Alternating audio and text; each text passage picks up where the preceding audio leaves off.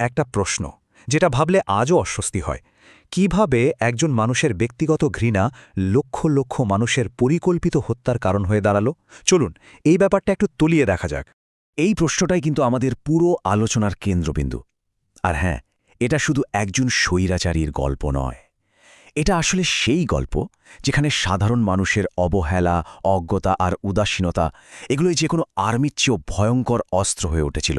গল্পটা শুরু হচ্ছে কিন্তু কোনো স্বৈরশাসককে দিয়ে নয়, শুরু হচ্ছে এক যুবককে দিয়ে, যার জীবনের একমাত্র স্বপ্ন ছিল ভিয়েনার একজন বড় শিল্পী হওয়া। ভাবুন তো, একসময় হিটলারের মাথায় কনসেন্ট্রেশন ক্যাম্প বা বিশ্বযুদ্ধের চিন্তা ছিল না, ছিল শুধু ক্যানভাস, রং, তুলি আর আর্ট এক্সিবিশনের স্বপ্ন। কিন্তু হলোটা কি? ভিয়েনার নামকরা আর্ট স্কুল তাকে পরপর দুবার ফিরিয়ে দিল। এই প্রত্যাখ্যানগুলো তার মনে এমন এক গভীর অপমান আর হতাশা তৈরি করল। সে একদম লক্ষ্যহীন হয়ে পড়ল। প্রত্যেকটা না যেন তার ভেতরে জ্বলন্ত অঙ্গারের মতো জ্বালা ধরাচ্ছিল। আর ঠিক এখানেই তার এই ব্যক্তিগত ব্যর্থতা একটা নতুন ভয়ঙ্কর পথ খুঁজে পেল। ভিয়েনার তৎকালীন রাজনৈতিক আবহাওয়াটা ছিল বেশ বিষাক্ত, আর সেই বিষাক্ত পরিবেশে হিটলার একা ছিলেন না। তার সঙ্গী হল কিছু মারাত্মক বিপজ্জনক ভাবনাচিন্তা। তিনি এমন একটা মতাদর্শ আঁকড়ে ধরলেন যা তার সব হতাশার একটা সহজ ব্যাখ্যা দিয়ে দিচ্ছিল, আর সেটা হল অ্যান্টিসেমিটিজম বা ইহুদি বিদ্বেষ। তখনকার ভিয়েনায়, জানেন তো, এই বর্ণবাদী ধারণাগুলো শুধু যে লোকে মেনে নিত তাই না, রীতিমতো বাহাবা দিত। ভিয়েনার বাতাসে তখন ঘুরছিল নানা রকম বিপজ্জনক কথা, যেমন আর্য জাতি নাকি সেরা, কিংবা দেশের ব্যবসা বাণিজ্য, মিডিয়া সবকিছু নাকি ইহুদিরা নিয়ন্ত্রণ করছে। এই সব কথাবার্তা হিটলারের জমে থাকা রাগকে যেন একটা ভাষা দিল। সে তার সব ব্যর্থতার জন্য দায়ী করার মতো একটা বলির পাঠা পেয়ে গেল। মানে দোষটা তার নয়, দোষটা অন্য কারোর। এই পরিবেশটাই তাকে সুযোগ করে দিল তার ব্যক্তিগত ব্যর্থতাকে একটা আদর্শের লড়াইয়ে বদলে ফেলার। আসলে নিজের অযোগ্যতা মেনে নেওয়ার চেয়ে অন্য কাউকে ঘৃণা করাটা অনেক বেশি সহজ ছিল, তাই না? এরপর এলো প্রথম বিশ্বযুদ্ধ। এই যুদ্ধটা হিটলারকে জীবনের একটা লক্ষ্য দিল, কিন্তু জার্মানির হার, যেটা কেউ ভাবতেও পারেনি, সেটাই তার রাজনৈতিক জীবনের মোড় ঘুরিয়ে দিল।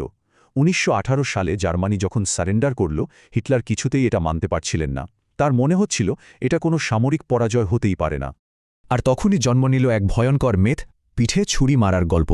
বলা হতে লাগল জার্মানি যুদ্ধক্ষেত্রে হারেনি, দেশের ভেতরকার শত্রুরা মানে ইহুদি আর কমিউনিস্টরা পেছন থেকে ছুরি মেরেছে। যদিও এর কোনো প্রমাণই ছিল না, কিন্তু অপমানিত আর মরিয়া একটা জাতির কাছে এই গল্পটা খুব তাড়াতাড়ি ছড়িয়ে পড়ল।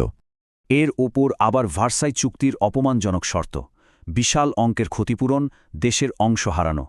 সব মিলিয়ে জার্মানরা তখন এমন একটা অবস্থায় ছিল যে তারা একটা সহজ সমাধান আর একজন নির্দিষ্ট শত্রু খুঁজছিল। আর যে যুবক একদিন ক্যানভাসে প্রকৃতির ছবি আঁকতে চেয়েছিল, সে এখন শত্রু আঁকতে শুরু করল, তবে ক্যানভাসে নয়, একটা গোটা জাতির মনে। তো এই ঘৃণাটাকে কিভাবে হিটলার আর তার নাৎসি পার্টি ক্ষমতায় আসার সিঁড়ি বানালো, চলুন সেটাই দেখি। জার্মানির ওই চরম বিশৃঙ্খলার সময়ে একজনের গলা কিন্তু বেশ জোরালোভাবে শোনা যেতে শুরু করল। হিটলারের বক্তৃতায় ছিল সম্মোহনী শক্তি, আর দেশবাসীও তখন একজন ত্রাতার জন্য মরিয়া। এই দুয়ে মিলে তার ক্ষমতায় আসার পথটা খুব সহজ হয়ে গেল। তার প্রত্যেকটা র্যালি ছিল যেন অন্ধ আবেগের এক একটা নিখুঁত মঞ্চায়ন। আর এটা কিন্তু হঠাৎ করে ঘটে যাওয়া কিছু নয়। পুরো ব্যাপারটা ছিল একটা পরিকল্পিত প্রক্রিয়া। ধাপে ধাপে ইহুদিদের সমাজ থেকে আলাদা করা, তাদের অধিকার কেড়ে নেওয়া এবং শেষে তাদের হত্যা করা। প্রথম ধাপটাই ছিল তাদেরকে অমানুষ হিসাবে তুলে ধরা, আর দুঃখজনকভাবে এই কৌশলটা কাজ করেছিল। এবার আমরা হলোকাস্টের সেই ভয়াবহতার দিকে যাব, যার ছাপ আজও রয়ে গেছে। হিটলার ক্ষমতায় আসার পর এই ঘৃণাটা আর শুধু মুখের কথায় বা বইয়ের পাতায় আটকে রইল না, এটা হয়ে গেল দেশের আইন। এই গণহত্যা চালানো হয়েছিল আউশভিটসের মতো ডেথ ফ্যাক্টরি বা মৃত্যুর কারখানাগুলোতে। ভাবা যায়, ইঞ্জিনিয়ার, ডাক্তার, সরকারি অফিসাররা মিলে ঠান্ডা মাথায় নিখুঁত পরিকল্পনায় এগুলো তৈরি করেছিল। গেটের ওপরে লেখা থাকত কর্মই মুক্তি। কি ভয়ঙ্কর এক মিথ্যাচার! ৬০ লক্ষেরও বেশি। হলোকাস্টে খুন হওয়া ইহুদি পুরুষ, মহিলা এবং শিশুর সংখ্যা এটা। একটা সংখ্যা যা আমাদের কল্পনাও করতে দেয় না এর ভয়াবহতা।